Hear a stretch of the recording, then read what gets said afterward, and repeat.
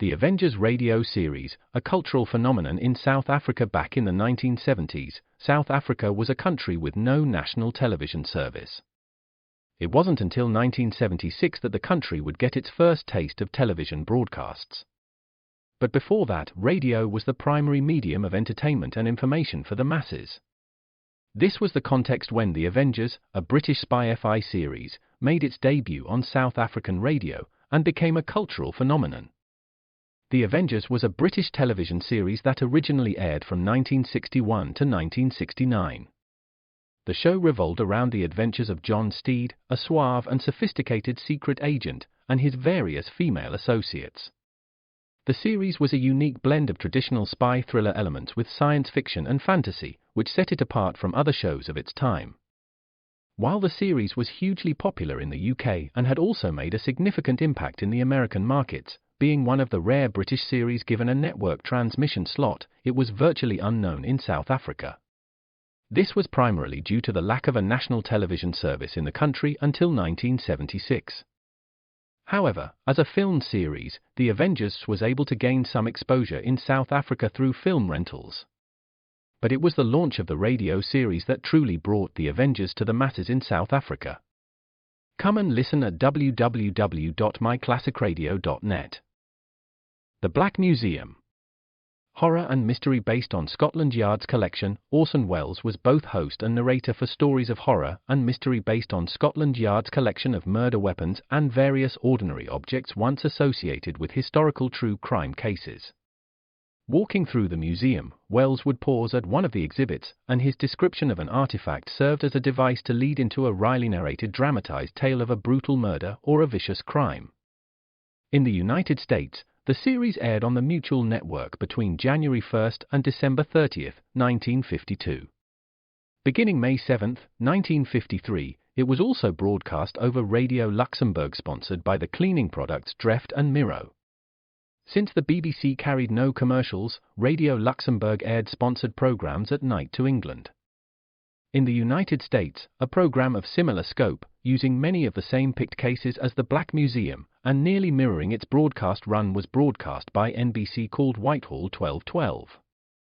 The two shows were different in the respect that while Whitehall 1212 told the story of a case entirely from the point of view of the police starting from the crime scene, the Black Museum was more heavily dramatized and played out scenes of the actual murders and included scenes from the criminal's point of view. Come and listen at www.myclassicradio.net. Another cup of Maxwell House coffee, George? Sure. Pour me a cup, Gracie. Maxwell House is always good to the last drop. And that's good, too. Yes, it's Maxwell House Coffee Time, starring George Burns and Gracie Allen.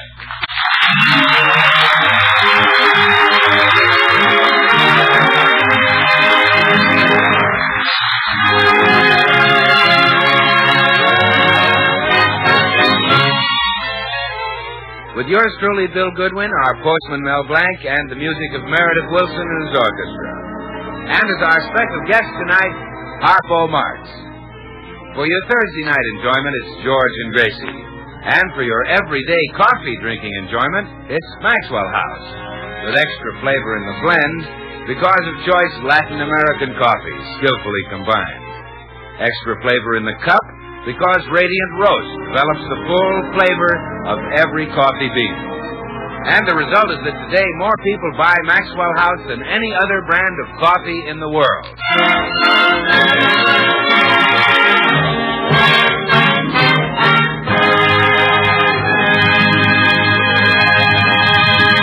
Well, this morning, we find the Burnses in their living room, where Gracie has just finished writing one of her daily newspaper columns. There. All done. And one of the best columns I've ever written. What's today's column about? All about my wonderful ideas to solve inflation. What's your idea? Well, why not establish a board to control prices and not let them get too high? We have a board like that. It's called OPA. You mean someone stole my idea before Yes, I it got around, yes. Oh, darn. What did you say the board was called? OPA. How do you spell it? OPA are initials. They stand for Office of Price Administration. My goodness. How did you find out all this stuff? There's a leak in Washington. Oh, what I know Max Gordon. story. I'll put this all in my column. Boy, I'd like to see Drew Pearson's face when it appears. Oh, yes, he'll be amazed. Oh, I'll say. He'll probably sit up all night and wear himself out working on the same idea. And then tomorrow morning, he'll read my column, and there he'll be, pooped and scooped. Made a double act out of him, huh? Gracie, let's stop this nonsense. You know absolutely nothing about national affairs. Oh, no? Well, you just ask me any question about national affairs, and I'll snap out an answer just like that. Okay. Who's the Speaker of the House? I don't know. Next question. What's Secretary Schwallenbach's job? Never heard of him. Keep coming, brother. That's enough. And you compare yourself to a man like Drew Pearson. Why, he knows everybody in Washington who has a job. So do I, and some Republicans, too. You're a good mixer. Anyway, my column is different from Mr. Pearson's. He only writes political news, but I write all kinds, even Hollywood gossip. Hollywood gossip? Mm-hmm. Now, listen to this little tidbit from my tomorrow's column. I say, it is rumored about the Hollywood night spots that Clark Gable wears false ears.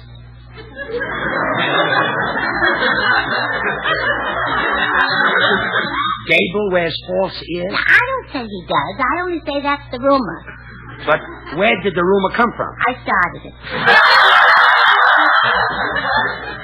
Gracie, you can't print stuff like that. You have to stick to the truth. Who wants to read the truth? It's too dull. Oh, fine. And I take my second item. It says, is Margaret O'Brien really a 37-year-old woman? But she isn't. Do I say she is? I just asked. Murder. And here's my third item. Boris Karloff, Hollywood's leading horror man, has had his face lifted. In his next picture, he will play the part of Tom, the fun-loving Rover boy. Gracie, you can be sued for libel. You just can't say Hi, things. Burns. Well, what goes on here? Oh, I'm bawling Gracie out because of all the stuff she puts in the newspaper column. Tomorrow she was going to say that Hollywood's leading horror man had his face lifted. Really? They didn't do a very good job on you, George. Look, comic. Yeah. Gracie has been printing lies in her column, and I don't like it. I've always been honest. Well, sure you have. Why, when I was a little kid, I picked Lincoln as my hero because he was called Honest Abe. I copied him. I followed him. You voted for him. Oh, what's the use? Only kidding, George.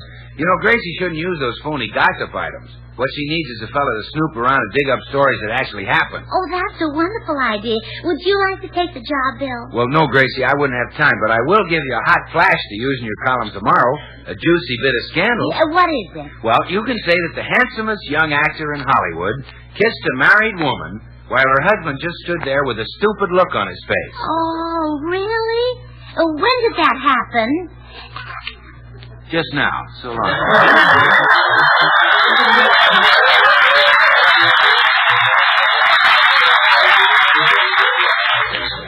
Someday I'll punch that guy right in his dimple. Huffy, Huffy. Bill's plan will solve everything. I'll get somebody to spy on the stars and tell me what they see. But who'll you get? Oh, why don't you do it, George? A job like that would be a nice change from, whatever it is you do. You mean give up my pickle store? Oh. Me spy on people? Oh, no. Oh, please, dear. Nothing doing. I'd have to follow Betty Grable around. I'd have to peek into Lana Turner's window and hide under Rita Hayworth's... Say, that wouldn't be a... George. Okay. Come in. Good morning, all. Good morning, all. Meredith, you may be the very man I'm looking for. I need someone to collect gossip for my column. Then I'm your man, Gracie. Back in my hometown of Mason City, Iowa, I used to do a gossip program on the radio. Called it Inside Mason City with Scoop Wilson. Good thing it wasn't Don Wilson. You couldn't get inside Mason City with Don Wilson. Meredith, what sort of items did you do? Well, I'd usually open with a shocker to get their attention. Something like, Flash, what Holstein is holding hoofs with what popular bull? That was the shocker that got their attention. Yes. Then I'd broadcast news of special interest to the Iowa farmers. The progress of the fight against the corn borer. The latest news... What's a corn borer, Meredith? Well, that's just what the name implies, Gracie. A pest who loves corn and who loves to bore. They call it the corn borer. I thought they called you Scoop Wilson. Sure. Well, it's a little joke, yes. Well, I'll see you two geniuses later. This conversation upsets me. Do you think I might qualify as your snooping reporter, Gracie? No, I'm afraid not, Meredith. No. I need someone who can sneak right into people's homes and spy on them. Oh. Say, I saw a thrilling spy picture called Night in Casablanca. Maybe you could hire someone from the cast. Oh, were there any exotic, seductive spies in the picture? Oh, yes. There was one very attractive blonde spy. His name was Harpo Marx. Harpo Marx? Yeah. In Night in Casablanca, all of the Marx brothers are spies. It was a thrilling picture. I was glued to my seat for 2 hours. Glued to your seat? Well, wasn't it embarrassing when you got up and your pants didn't? By the expression glued to my seat, I simply meant I couldn't leave.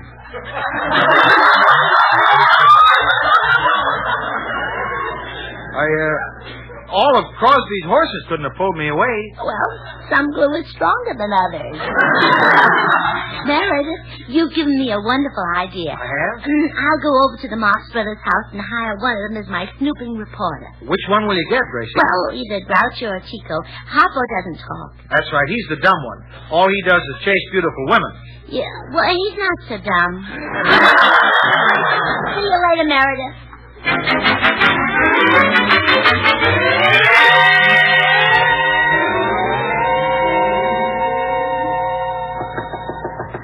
Oh, I hope the Marx Brothers are home. Oh, it's Harpo.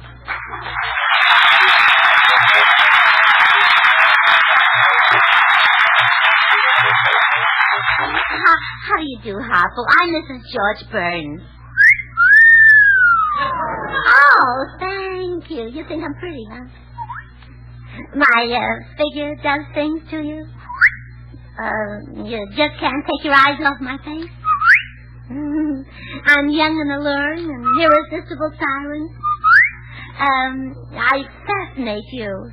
Oh, you little devil, what a line you've got. Tell me, where are your brothers, Groucho and Chico? Oh, I see, playing cards. What are they playing, poker? Bridge? No. Well, what are they playing? Oh, gin. You know, I can understand you just fine. How would you like to be my snooping reporter and go around and spy on people? Oh, wonderful. Now you can come to my house.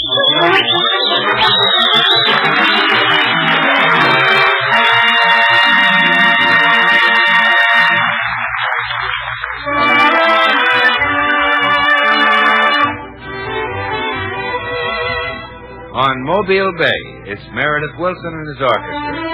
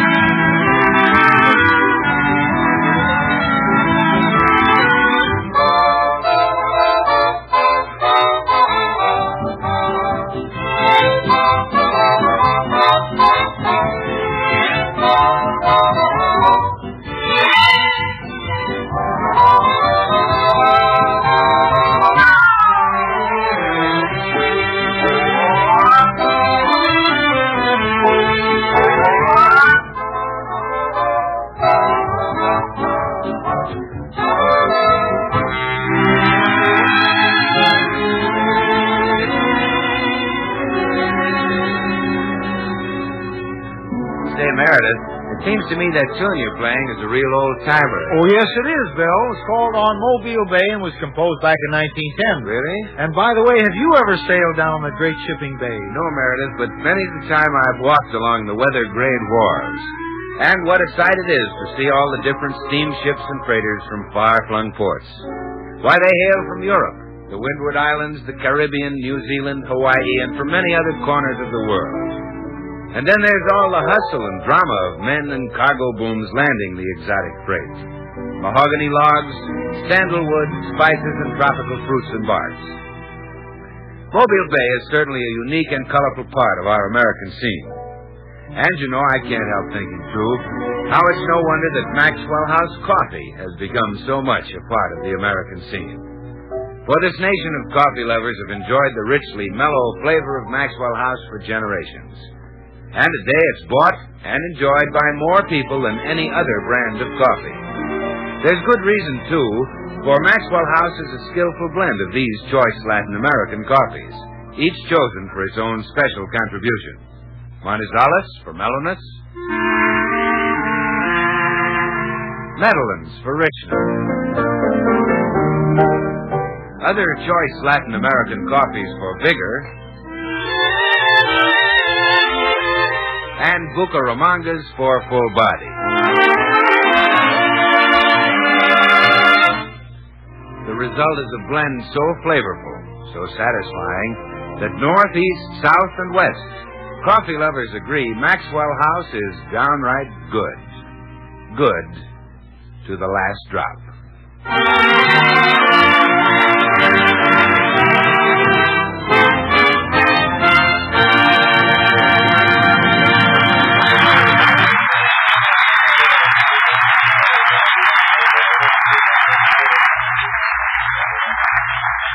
You serious, Gracie? You hired Harpo Marx as your snooping reporter? Well, sure. Well, what good is he? He doesn't talk. But he honks. So does a goose, and that you can eat. You better get rid of him. Well, I've got him out working on all kinds of scoops right now. For instance, wouldn't it be wonderful if he could get the inside story of how Mickey Rooney kisses his wife goodbye? Huh?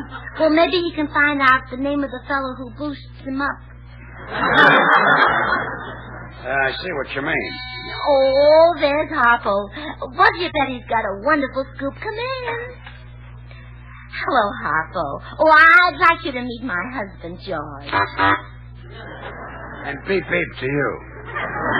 Did you bring me the scoop, Harpo? Good, let's have it. Oh, no, not a cold scoop. Smart as a whip, this kid. Harpo, let me explain to you what a scoop is. For instance, if you knew a story about one of Hollywood's great lovers that no one else knew, that would be a scoop. Oh, you mean you've got such a story? Oh, wonderful. Who's the great lover? Clark Gable? No, huh? Errol Flynn? Not him either. Jerome Power? Well, who is it then?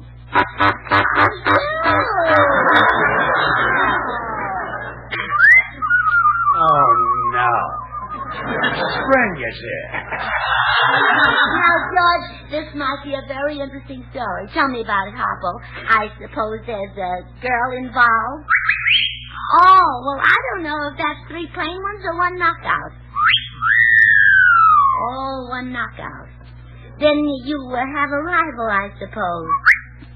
Oh, I thought so. What sort of a fella is he? She doesn't like a villain. No, he sounds like a cad. Now, when did all this take place, Harpo? Oh, yeah, I see. Saturday night. Now, exactly what happened on Saturday night? Oh, you called on your girl. Were her mother and father home? Oh, just a mother. This is the greatest story since Lost Weekend. Well, what happened next, Harpo? Did you take your girl over to the sofa? Uh-huh. And then what? Oh, I see. Well, how do you feel when you kiss your girl, Harpo?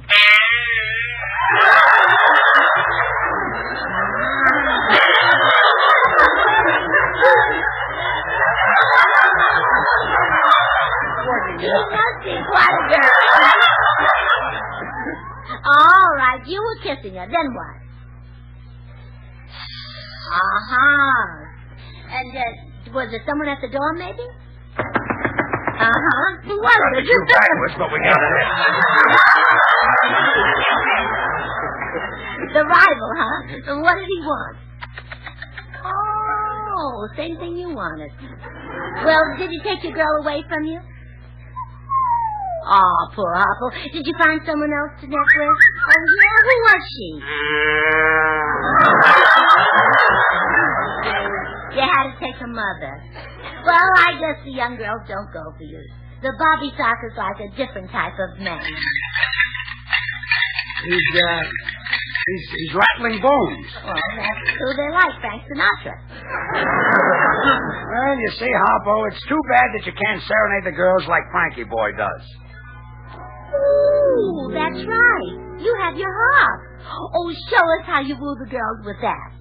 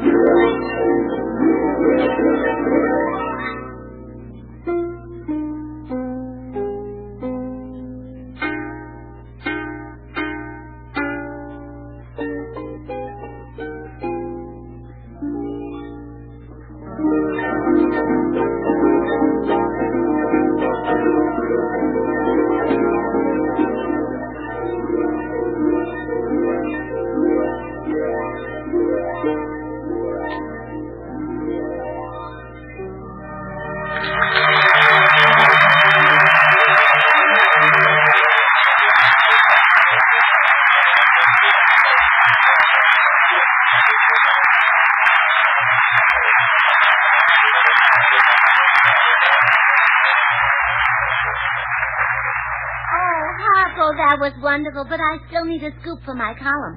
Something exciting like a robbery. Find out who held up Hedy Lamarr and Dorothy Lamour. And find out who held up W.C. Fields. Oh, I didn't know he was held up. You don't think he can stand alone, do you? Oh, George, this is a serious assignment. Get going, Harpo.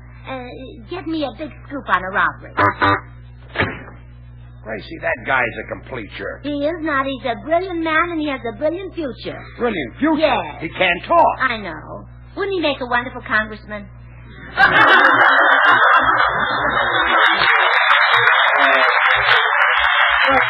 You want a reporter. Get rid of Harpo and get yourself someone intelligent. Come in. Good afternoon, Mrs. Burns. Mr. Burns. Oh, hello, Mr. Postman. Hello, Mr. Postman. Did I interrupt the family tete-a-tete? I was just telling my wife she ought to get a new helper. The one she's got is a complete jerk. But she loves you, Mr. Burns. Oh, Mr. Postman, the helper George referred to is that famous fellow who's always chasing girls. He wears a blonde curly wig. Oh, Bill Goodwin. Yeah, that's close enough. If you two will excuse me, I'll see you later. Well, you still didn't guess who my helper is, Mr. Postman. It's Harpo Marx. He's my snooping reporter. Oh, I see. How would you like to help him snoop? As a postman, you visit all the celebrities' homes. I'm sorry, Mrs. Burns, but postal regulations forbid a letter carrier to use his position or equipment for personal gain. I can't even blow my postman's whistle at a girl. Oh, really? That's right. I did it once and got 17 years at hard labor. Oh, just for blowing your whistle at a girl? Yes. I later married her. Well, I guess you can't help me then. No, but here comes Mr. Goodwin. Perhaps he can suggest someone. Yeah, I'll ask him. Hello, Bill. Hi, Gracie. Good afternoon, Mr. Goodwin. Good afternoon, Mr. Postman. Bill, I hired Harpo Marx as my snooping reporter, but George doesn't think he's so good. Really? Well, why'd you hire Harpo? Well, he's a spy in the Marx Brothers' new picture, Night in Casablanca. Oh, well, yes, I saw the picture last night, Gracie. What a love scene with Carol Davis. Wow. Oh, no, Bill. The girl in the picture was Lois Collier. Well, yeah, but I was in the balcony with Carol Davis. Oh, Mr. Goodwin, Well, I envy you your gay, romantic life. you do? I do. Always a different girl. Once you marry one, the glamour is gone. Really, Mr. Postman? Oh, yeah. What a mess at night. Wrinkle cream, foundation cream, chin strap, curlers. Oh, but Bill wouldn't give that up just because he got married. Gracie, I'll have you know I employ no such devices to enhance my charm. All I use is a few drops of a tantalizing scent that women can't resist. Oh, so that's the secret of your appeal. Well, yes. Behind each ear, I put a wee drop of Maxwell House coffee. Maxwell House coffee. Well, Mr. Postman, can you think of anything that has a more delightful fragrance, a more inviting aroma? Maxwell House is appetizing, rich, full-bodied, and mellow. Coffee at its full-flavored best. Good to the last drop. Well, we finally found out what happens to that last drop. Bill puts it behind his ear. Why don't you try it, Mr. Postman? Maxwell House has a universal appeal. As a matter of fact, more people buy and enjoy Maxwell House than any other brand of coffee in the world. Really? Yes, of course. I'll bet if you try my little trick, Mr. Postman, your wife will grab you in her arms and kiss you. What a horrible thought. Mr. Postman, if your wife is like you say, how did she ever get you to propose to her? Oh, she turned my head. Oh, flattery, huh? No, she just took my head in her hands and turned it. Well, goodbye, folks. Remember, keep smiling.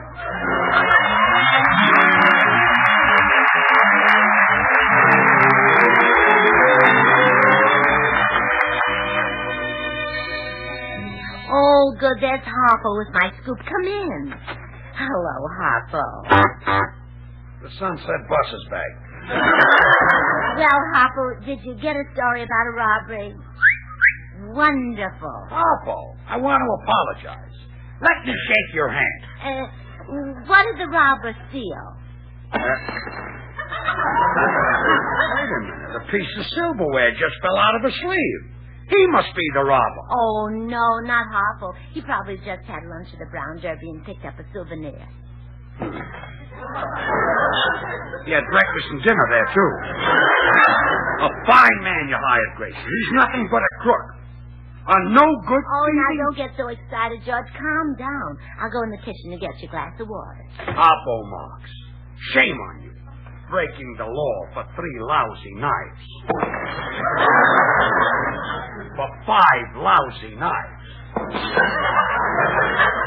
For 6 lousy...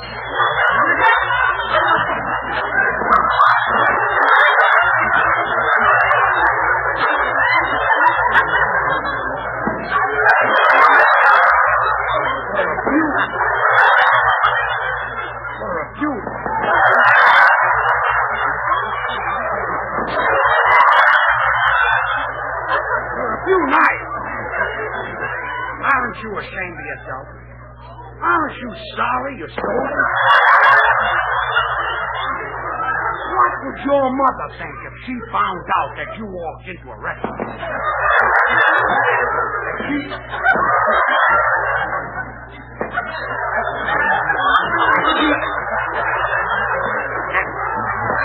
How about the Hilton?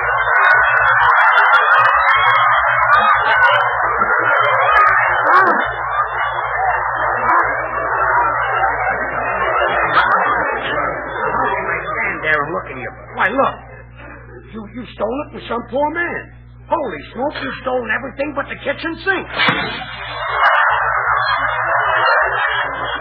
That's true, huh? I feel sorry for the poor sucker you stole this all from. Oh, George, I couldn't get you a glass of water. Someone stole our kitchen sink. Harpo, you mean I'm the guy you robbed?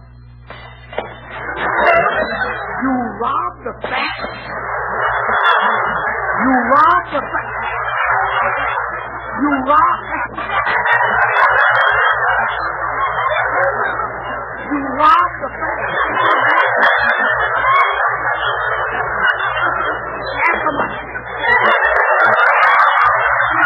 After my wife?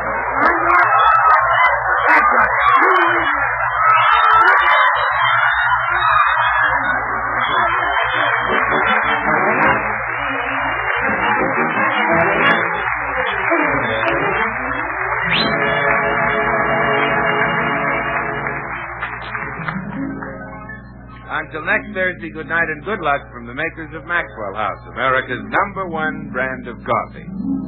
Always good to the last drop. Oh, goody, goody Jello pudding tonight. It tastes like Grandma's only more. You ain't kidding, that's right. And just as Jello's 6 delicious locked-in flavors can't be beaten, so the proof of Jello pudding's in the eating. The Jello twins are hard to find, but keep on looking in your store. When sugar shortages are over, there'll be more. Just a taste of Jello pudding or of Jello and you know it's the one and only Jello.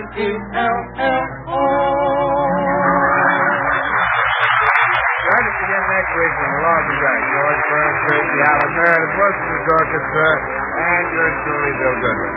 Stay tuned to this station because Bird's Eye Open House, starring Japan and Score, is coming on in just a second. Dinah's special guest tonight is Peter Lorre. This is NBC, the National Broadcasting Company.